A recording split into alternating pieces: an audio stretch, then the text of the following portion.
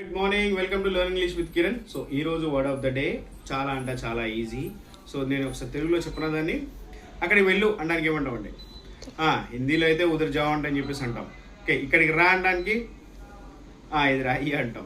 So ఇదైతే తెలుసు. So అక్కడికి వెళ్ళు అనడానికి ఇంగ్లీష్లో ఏమంటామండి? మీకు తెలిసిందే, వెళ్ళు అనడానికి ఏమంటాం? గో అంటాం. అదే ఈరోజు వర్డ్. ఓకే, బట్ దాంట్లో V1, V2, V3 గురించి చూద్దాము. అండ్ చాలా అంటే చాలా యూస్ఫుల్ అవుతుందండి. సో ఈరోజు వర్డ్ వచ్చేసి గో. గో అంటే ఏంటంటే వెళ్ళు. ఓకే, సో మనము వాడు అక్కడికి వెళ్ళిండు అని చెప్పేసి మనం అంటాం కదా. సో దాన్ని ఏమంటాము? హీ వెంట్ దేర్ అని అనాలండి. ఆల్రెడీ నేను వెళ్ళిపోయినా అక్కడికి అని చెప్పేసి I have already gone there అని అనాలన్నమాట. సో చాలామందికి ఏంటంటే గో అనేది తెలుసు కానివ్వండి, వెంట గాన్ అనేది ఎక్కడ యూజ్ చేస్తాం అనేది తెలియదు. కాబట్టి సో నేను ఇక్కడ దాని గురించి చెప్పాను. వెంట అనేది ఎప్పుడు వాడతామంటే పాస్ట్, అంటే అయిపోయిన గతంలో జరిగిపోయిన వాటి గురించి మాట్లాడాలి అంటే వెంట అని వాడాలండి.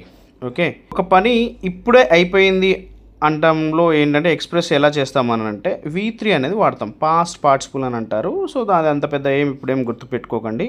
అంటే ఇప్పుడే జరిగిన విషయాలు.